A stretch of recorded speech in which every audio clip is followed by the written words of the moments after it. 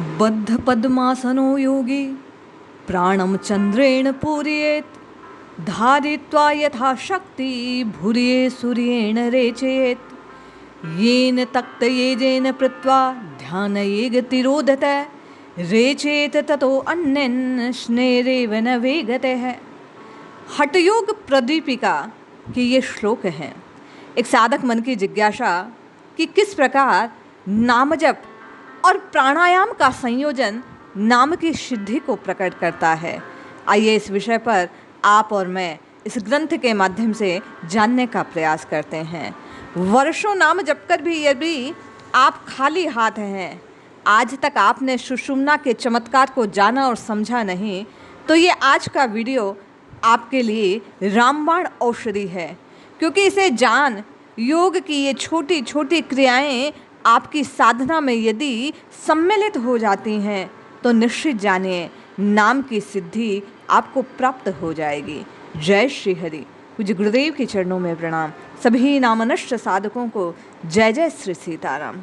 जिस प्रकार भोजन को करने से पूर्व बनाने के लिए कई प्रकार की सामग्री अग्नि तत्व की आवश्यकता होती है, उसी प्रकार आपको और मुझे नाम की सिद्धि के लिए भी नाम रटना के साथ साथ कुछ योगिक क्रियाएं, कुछ विश्वास, कुछ आध्यात्मिक ज्ञान की, आत्मविद्या की आवश्यकता है। और इसकी प्राप्ति आपको और मुझे इन सदशास्त्रों से, सदग्रंथों से हो सकती है। साधक मन की जिज्ञासा कि माई किस प्रकार मैं योगिक क्रियाओं का संपादन करते हुए नाम की सिद्धि तक पहुंच सकता हूं। ईड़ा, पिंगला और सुषुम्ना का रहस्य क्या है? प्राणायाम को कैसे अपने जीवन में सम्मिलित करूं कि नाम रटते रटते नामे तक पहुंच जाओ। आप और मैं निरंतर संतों के माध्यम से ये श्रवण करते हैं। एक मुख्य बात, जब कभी आप किसी भी संत महात्मा की वाणी को सुनते हैं तो एक प्रबलता से कहा जाता है कि जब भी नाम जपें अपनी रीढ़ की हड्डी को, अपने मेरुदंड को सीधा रखें। इस मेरुदंड को सीधा रखने से कौन सा लाभ होता है? वही प्रथम संकेत है नाम जप के साथ आपकी योगिक क्रियाओं के संयोजन का। जब आप और मैं मेरुदंड, रीढ़ की हड्डी, स्पाइनल कोड को सीधा रखकर नाम जपते हैं तो उस मेरुदंड के मध्य में विद्यमान जो आपकी और मेरी सुषुम्ना नाड़ी है वह लयबद्ध हो जाती है।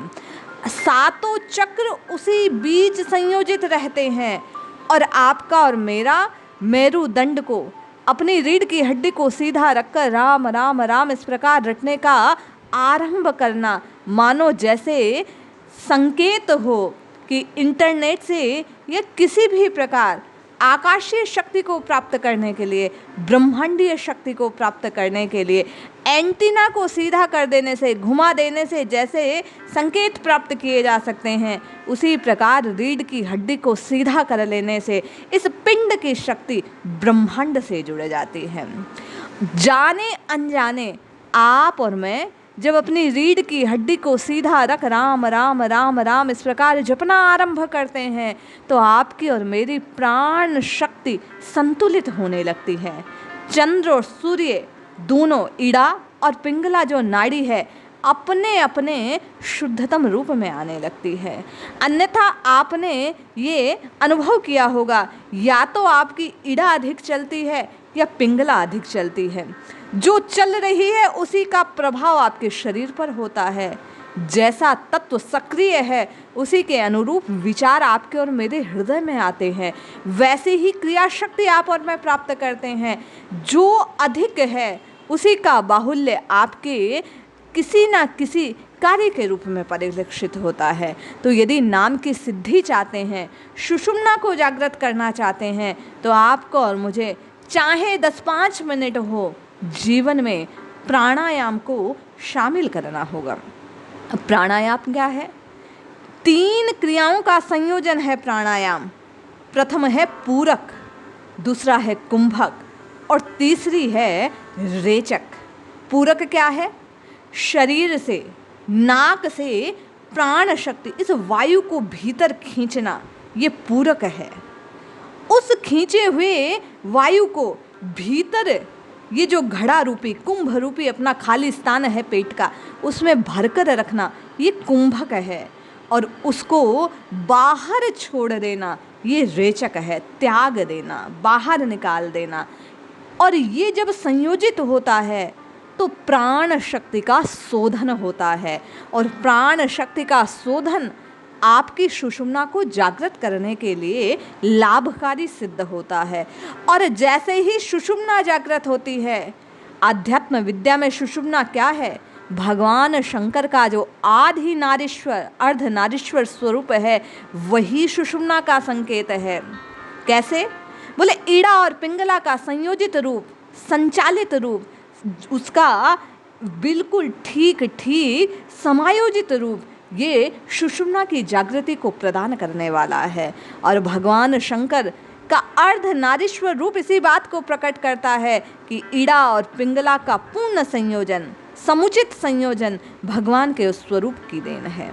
भगवान शंकर स्वयं अपनी वाणी में इस बात को प्रकट करते हैं कि जो जीव अपने सातों चक्रों के मध्य से गुजरने वाली इस सुषुम्ना को जागृत कर लेता है, वही योगी स्वरूप को प्राप्त करता है, वह सिद्धि को प्राप्त करता है। तो यदि नाम रटते रटते भी आप नामी तक पहुंचने का स्वप्न देख रहे हैं, तो कहीं ना कहीं देखो, प्रारंभिक अवस्था ये बात सत्य है, जैसा गोस्वामी जी ने कहा कि भाय कुभाय अनक आलस हूँ, नाम जपत मंगल दिशि दशूं। ये क्यों कहा गया? ताकि आप और मैं अपनी कमजोरियों को देखकर कहीं नाम से विमुख ना हो जाए। जब नाम जपना आरंभ किया, रस आना आरंभ हो गया है, तो आपकी और मेरी प्रत्येक साधक की जिम्मेदारी है कि इस पथ पर आप और मैं आगे बढ़ें। और आगे बढ़ने के लिए जो जो क्रिया विधि हमारे शास्त्रों में कही गई, उनका पालन करें। कुछ उदाहरणों द्वारा हठयोग प्रदीपिका में इस बात को प्रकट किया गया। वहाँ कहा गया कि बद्ध पद्मासनो योगी प्राणम चंद्रेण पुरियेत, धार्यत्वा यथाशक्ति भूरिये सूर्येण रेचेत। यह यहाँ प्रकट करता है कि मल के शोधन के लिए प्राणायाम को आपके और मुझे सहायक के रूप में है। हम आप सुखासन में या पद्मासन में बैठे हैं, योगी को चाहिए, आपको और मुझे जो नाम साधक हैं, उन्हें चाहिए कि प्राण वायु को चंद्र नाड़ी ईड़ा से पूर्ण करें, अर्थात भीतर खींचें, चढ़ावें और अपनी शक्ति के सामर्थ्य के अनुसार उसे भीतर रोक के रखें। किस प्रकार रोकें? अब ऐसा नहीं है कि आप और मैं बलपूर्वक रोकें, जितना सहज रोक पाते हैं उतना रोकें। और रोके हुए भीतर ही भीतर मानसिक रूप से राम राम राम राम राम राम राम राम राम इस प्रकार जपते चले जाएं, मन ही मन नाम का स्मरण करते जाएं। फिर जब आप और मैं कुंभक कर चुके हैं, तो धीरे धीरे धीरे धीरे पिंगला के माध्यम से वायु का, प्राण शक्ति का रेचन करें, अर्थात छोड़ दें। अब किस प्रकार छोड़ना है? ऐसा नहीं कि खींची हुई वायु को बिल्कुल एक साथ छोड़ दिया दबाव के साथ, ये अहितकारी है। आपको यदि वास्तव में लाभ चाहिए, तो जैसे जैसे प्राण शक्ति को आपने भीतर धीरे धीरे धीरे धीरे खींचा था, वैसे ही कुंभक के पश्चात रेचन करते समय, रेचक करते समय प्राण वायु को धीरे धीरे बाहर त्यागना चाहिए। ये जो भीतर खींचना, रोकना और त्यागने की क्रिया है, ये आपके और मेरे भीतर के मल का नाश करता है। ऐसा करने से जो आपके और मेरे शरीर में हजारों नाड़ियां हैं, उनका शोधन होता है। और यही शोधन आपको और मुझे बल प्रदान करता है। इससे आत्मशक्ति का विचार और विकास होता है। इससे आपकी और मेरी प्राण शक्ति संतुलित होती है। ऐसा करने से मन का भागना, मन का भटकाव, मन की खटपट दूर होती है। ये एक छोटा सा प्रयोग, क्या भीतर खींचना, रोकना और त्यागना, इसका ये जो संतुलित स्वरूप है, आपकी और मेरी शक्ति को बढ़ाने वाला है, आपके और मेरे स्वरूप का शोधन करने वाला है, शुद्ध करने वाला है। प्रारंभिक दिनों में आपको और मुझे कुछ परेशानी हो सकती है। धीरे धीरे प्राणायाम की अवधि को बढ़ाना है, एक साथ नहीं करना। प्रारंभिक काल में साधक 3 सेकंड, 4 सेकंड तक कुंभक बड़े मुश्किल से कर पाते हैं। तो आपको और मुझे इस समय को धीरे धीरे धीरे बढ़ाना है। एक साथ बलपूर्वक प्राण शक्ति को रोकने का प्रयास कतई नहीं करना है। नाम बोलें, प्राण शक्ति को खींचें, भीतर रोकें, कुंभक करते हुए नाम की रटना लगाएं और फिर धीरे धीरे नाम को उच्चारित करते करते जो भीतर भरा हुआ प्राण था, वायु थी, उसे बाहर त्याग दें। ऐसा करने से निश्चित जानिए आपकी प्राण शुद्धि होगी, आपका नाम जप में मन लगने लगेगा, आपका नाम सिद्ध होने लगेगा। ऐसा करते हुए आपकी चंद्र और सूर्य नाड़ी ये संतुलित हो जाएगी। अभी तक जो एक अधिक चल रही है वह स्वतः संतुलित होगी।